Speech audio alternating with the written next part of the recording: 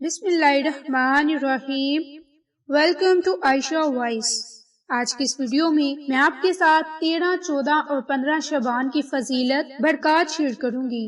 میری پیاری بہنوں اور بھائیوں، اس رات کی اتنی فضیلت برکات ہیں کہ اللہ سے ہمیں توبہ استغفار کرنے پر ہماری توبہ قبول ہوگی۔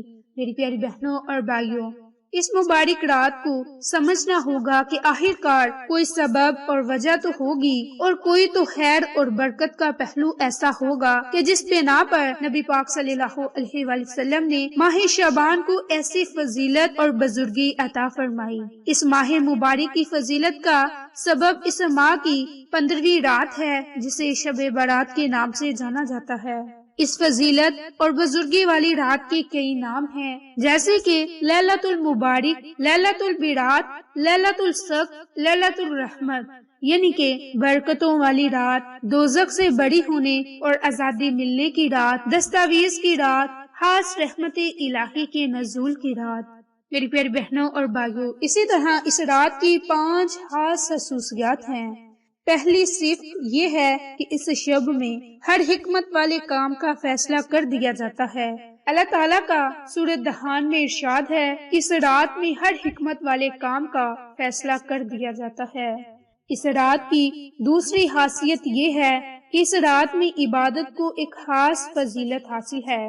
آپ صلی اللہ علیہ وآلہ وسلم نے ارشاد فرمایا کہ اس رات میں جو شخص 100 رکعت نماز نوافل ادا کرے، اللہ تعالیٰ اس کی طرف 100 فرشتے بھیجتا ہے، جن میں 30 فرشتے اسے جنت کی خوشخبری دیتے ہیں، 30 فرشتے اسے آگ کے عذاب سے محفوظ رکھتے ہیں، 30 فرشتے اسے دنیا میں آفات سے محفوظ رکھتے ہیں، اور 10 فرشتے اسے شیطانی چالوں سے محفوظ رکھتے ہیں۔ میری پیاری بہنوں اور بھائیوں، اس رات کی تیسری خصوصیت یہ ہے کہ اس میں رحمت الہی کا نزول ہوتا ہے۔ آپ صلی اللہ علیہ وآلہ وسلم نے ارشاد فرمایا کہ یقیناً اللہ تعالیٰ اس رات میں بنی کلب کی بکریوں کے بالوں کی تعداد سے بھی زیادہ میری امت پر رحم فرماتا ہے۔ میری پیاری بہنوں اور بھائیوں، اس رات کی چوتھی خصوصیت یہ ہے کہ یہ گناہوں کی بخشش اور معافی کے حصول کی رات ہے۔ آپ صلی اللہ علیہ وآلہ وسلم کا ارشاد ہے کہ بے شک اس رات اللہ تعالیٰ تمام مسلمانوں کی مغفرت فرما دیتا ہے، سوائے جادو ٹونا کرنے والے، بغض اور کینہ رکھنے والے، شرابی، والدین کے نافرمان اور بدکاری پر اصرار کرنے والے۔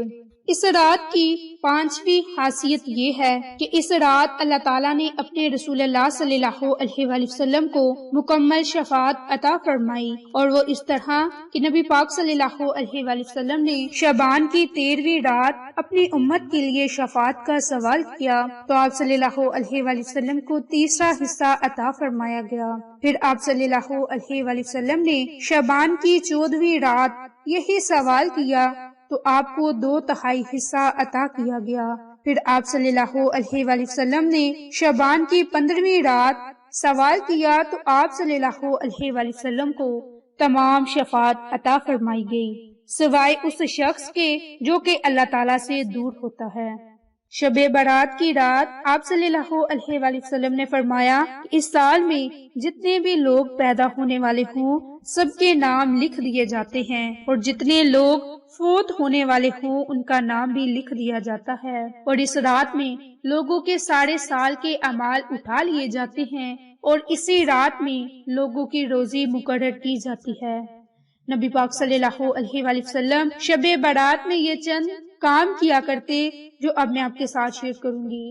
تو سب سے پہلا کام جو نبی پاک صلی اللہ علیہ وآلہ وسلم اس رات میں کیا کرتے تھے، میری پیاری بہنوں اور بھائیوں، آپ بھی یہ کام کیا کریں۔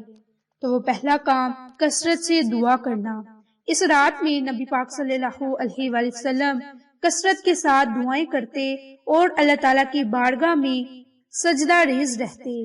ام المومنین حضرت عائشہ فرماتی ہیں کہ شعبان المعظم کی 15ویں رات آپ صلی اللہ علیہ وآلہ وسلم اپنے سجدے میں دعا فرمایا کرتے کہ اے اللہ، میرے خیال اور باطن نے تجھے سجدہ کیا، تجھ پر میرا دل ایمان لایا، یہ میرا ہاتھ ہے اور میں نے اس کے ذریعے اپنی جان پر ظلم نہیں کیا۔ اے عظیم، ہر عظیم سے امید باندھی جاتی ہے۔ اے عظیم، بڑے گناہوں کو بخش دے۔ میرے چہرے نے اس ذات کو سجدہ کیا جس نے اس کی تخلیق کی اور اس کی سمیع اور بصیر کی قوتوں کو جدا جدا بنایا۔ پھر آپ صلی اللہ علیہ وآلہ وسلم نے اپنا سر انور اٹھایا اور دوبارہ سجدے میں گر گئے اور بارگاہ الہی میں عرض کرنے لگے کہ اے اللہ، میں تیری رضا کے ذریعے تیری ناراضگی سے پناہ مانگتا ہوں، تیرے عفو کے ذریعے تیرے قہر سے پناہ مانگتا ہوں، اور میں تیرے ذریعے تجھ سے ہی پناہ مانگتا ہوں اور تیرے ذریعے ہی تجھ سے دعا مانگتا ہوں۔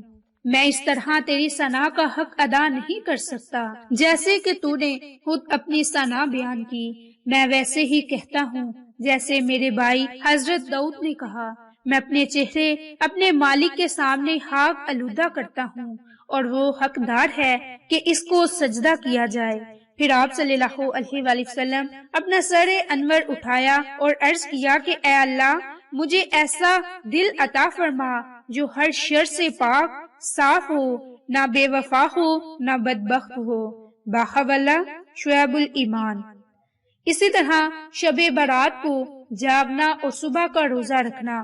جب شعبان کی 15ویں رات ہوتی تو اس رات کو قیام کرو، اس کے دن کا روزہ رکھو، کیونکہ اللہ تعالیٰ اس رات سورج غروب ہوتے ہی آسمان دنیا کی طرف متوجہ ہو جاتا ہے اور فرماتا ہے، کیا کوئی مجھ سے مغفرت طلب کرنے والا نہیں کہ میں اس کی مغفرت کروں؟ کیا کوئی مجھ سے رزق طلب کرنے والا نہیں کہ میں اسے رزق عطا کروں؟ کیا کوئی مصیبت زدہ نہیں کہ میں اسے عافیت عطا کروں؟ کیا کوئی ایسا نہیں؟ کیا کوئی ایسا نہیں؟ اسی طرح ارشاد ہوتا رہتا ہے یہاں تک کہ فجر طلوع ہو جاتی ہے۔ باحولہ سنن ابن ماجہ۔ اسی طرح قبرستان جانا اور جامعہ مسلمانوں کے لیے بخشش کی دعا کیا کرتے۔